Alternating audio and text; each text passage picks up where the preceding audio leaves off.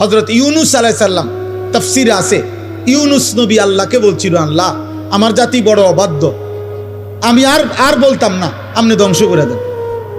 তখন তাফসীর আছে ইউনুস আলাইহিস সালামকে আল্লাহ বলছিলেন, ওই যে এখানে একটা লোক মাটি দিয়া মাটির পাত্র বানাইছে অনেকগুলো, তুমি একটু তার কাছে যাও তো। কুমার আর কি, কুমার।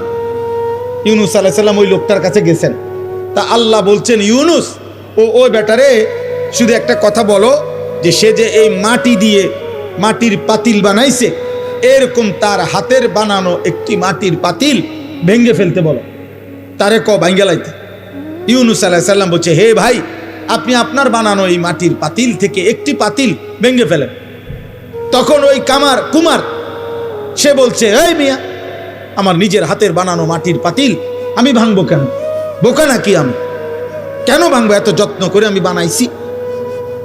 আল্লাহর কসম, ইউনুস আলাইহিস সালামকে আল্লাহ তাআলা তখন ডাক দিয়ে বললেন, ইউনুস, মাটির পাতিল যে বানায়, এমন এক মানুষ যদি এক সাধারণ মাটির পাতিল নিজের হাতে বানানো ভাঙতে না চায়, আমি যারে মায়ের পেটে 9 মাস রেখে নিজের হাতে সাজাইছিলাম, আমার দেওয়া চোখ নাক কান দিয়ে আমি বানাইছি যারে, আমার সেই বান্দাকে আমি কেমনে জাহান্নাম দিই?